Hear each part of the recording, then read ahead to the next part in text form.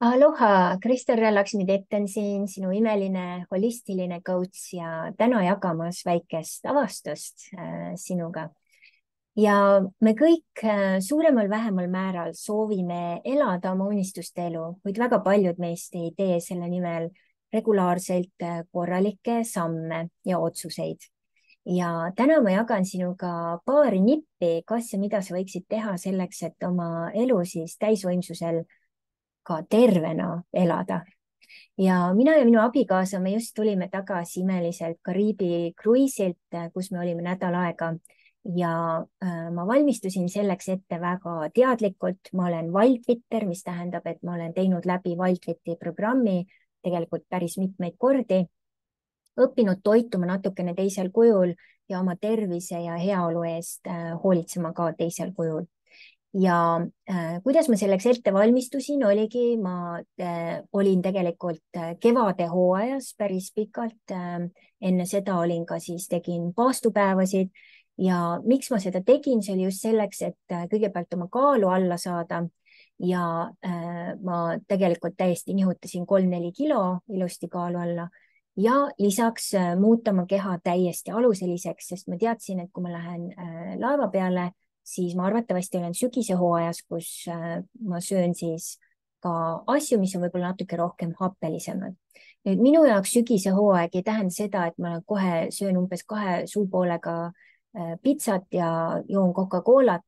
Ma teen ikkagi parimaid variante, et ütleme ka näiteks hommikusöögil ma söön seal puuviljataldriku kõigepealt, siis võib-olla pean väikest vahet ja siis ongi, kas võtan seal muna, salatit, vaata, mis võimalused nagu on, et ikkagi seda parimat versiooni. Ja loomulikult ma lubasin endale magustöite, ma lubasin erinevaid asju ja nüüd ongi, kui meie keha on ette valmistatud ja kui meie keha on tegelikult tasakaalus, siis ka keha, meele, vaimu tasandil, siis need asjad toimivad ja midagi hullu ei juhtu. Lisaks ma muidugi jõin kogu aeg siis aluselist vett.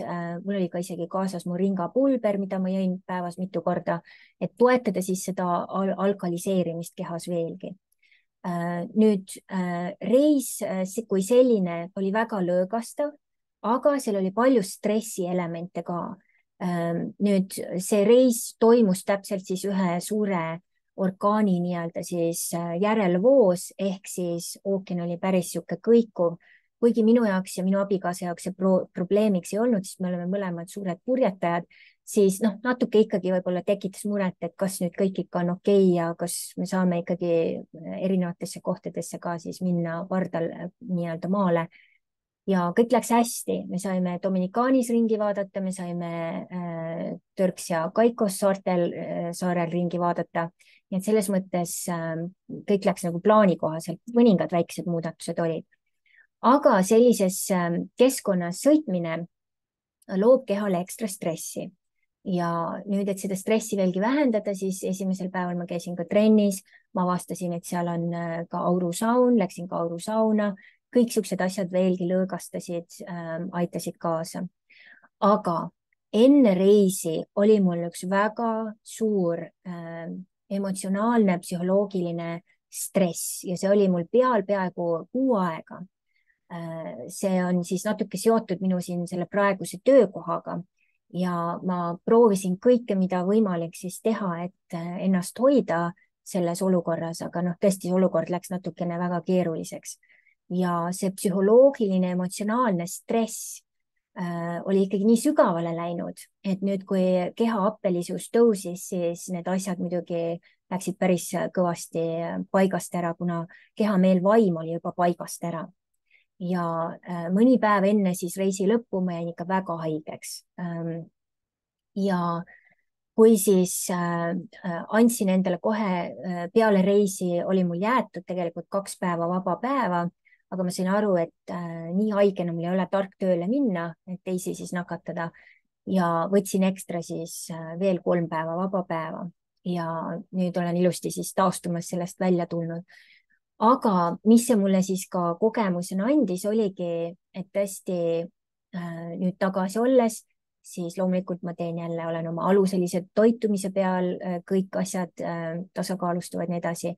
Aga nüüd on mul ka vaja võtta hetk aega, et mõtelda, kas ja mismoodi ma nüüd sisenen sellesse uude peatükki, uue teadlikkusega, uue selgusega, mida ma siis teistmoodi teen. Ja nüüd ma tean, järgmisest kuust ma tahan juba teist graafikut, ma olen seal töökohas vähem päevi tööl. Lisaks mul on teised päevad ja siis ma kindlasti ka räägin tööandjaga minu probleemist, et ma tean, et kui ma sellisel kujul jätkan seal, siis see minu tervisele hästi ei mõju ja seal töötamine mingil hetkel põhimõtteliselt minu jaoks võimatu. Ja kui see tööandja siis hindab mind, siis võib-olla ta tõesti kaalub, mis võimalused seal veel on. Aga tõesti praegusel kujul jah, ma saan aru, et ma pean võib-olla tõesti jala maha panema sellel kujul. Ja nüüd ongi, meil on vaja võtta hetked, kus selgeks teha, mis on meie väärtused, mis on meie tulevik, kus on meie unistused, mis valikuid mul on vaja täna siin teha, et need siis teisel kujul tööle saada. Ja sageli ongi ka, et me võib-olla ei võta seda aega maha, et vaadata endasse, mis nüüd siis natuke nihu läks, miks nihu läks ja kuidas ma siis seda nii-öelda siis teisel kujul läbi teen või teistmoodi läbi teen. Ja kui me seda teeme, siis me saame taaskäivitada ennast teisel kujul ja teisel moel. Ja see on alati loomulikult kordi parem, kui lihtsalt vanasse rütmi tagasi minna. Ja ma täiesti tunnen, et kui ma homme sinna tööle tagasi lähen, siis ma olen täiesti uus inimene ja ma võib-olla isegi võin tunduda täiesti uue inimesena, sest ma ka käitun teistmoodi. Ma lihtsalt pean käituma teistmoodi, et ennast kaitsta teatud moodi. Nii et selles mõttes väga-väga huvitav nii-öelda siis kogemus selle kruiisireisi siis kogemustele lisaks oma tervisega seonduvalt. Ja nüüd ma ka tean, et edaspidi, kui mul on mingisugune reis, kus ma olen koos kuskil suures siis kohas, kus on siis kas 1000 või kuni 3000 inimest koos, siis ma pean võtma isegi veel karmimaid meetmeid kasutusele, et ennast hoida ja veel mingisuguseid lisaasju siis tegema teistmoodi, näiteks kas või isegi seal reisil olles teha ikkagi üks, ütleme siis roheline salatipäev või erinevaid asju, mis siis alkaliseeriks seda keha vahepeal täisvõimsusel, et siis tõesti aidata oma kehale siis selles mõttes kaasa. Nii et sellised kogemused on hästi olulised ja nad on väga võimsad, kui me võtame siis selle hetke, et see läbi töötada, mis ja kas läks siis teistmoodi ja kas ja mida saab siis tulevikus teha teistmoodi. Nii et selline väga-väga hea kogemus. Ja nüüd ka, olles selline kõrgsaavutaja, siis minu sihuke tüüpiline tava nii-öelda siis päevarütm siin Daytonas elades on siis olnud selline, et ma hommikul ärkan kell 6 üles, siis ma lähen kohe kas randa jalutama, peale seda kohe trenni ja siis tööle või mis mul siis parajasti päevaplaan on. Ja see on ikka päris suur stress hommikul vara 2 asja sinna niimoodi graafikusse panna. Kuna ma olin teinud seda nii kaua aega, ma ei saanud arugi, et see on nagu stress, on ju.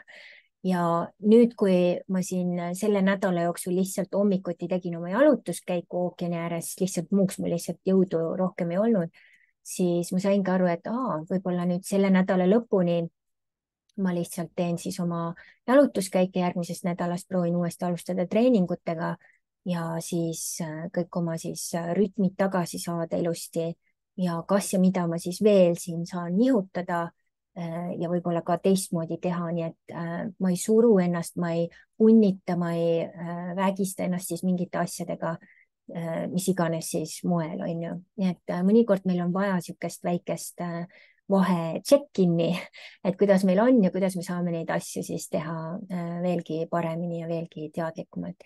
Nii et ma loodan, et see väike video andis sulle ka mõtteid, kas ja kuidas oma siis elus võib-olla ka reisidele teistmoodi minna ja ka mida siis oma elus praegu väärtustena üle vaadata uuesti ja ka muude teemade asjadega siis võib-olla natukene väikest evalueeringut teha ja inventuuri teha.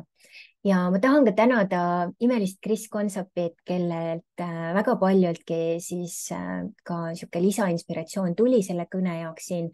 ja tema käis meil täna siin minu Kristarra elustiili klubis külas, kus ta jagas siis oma imelisi lugusid oma elustiilist ja kuidas tema siis ka ettevõtjana teeb teistsuguseid valikuid ja asju, nii et selles mõttes ka võite uurida tema kohta ka lisainfot.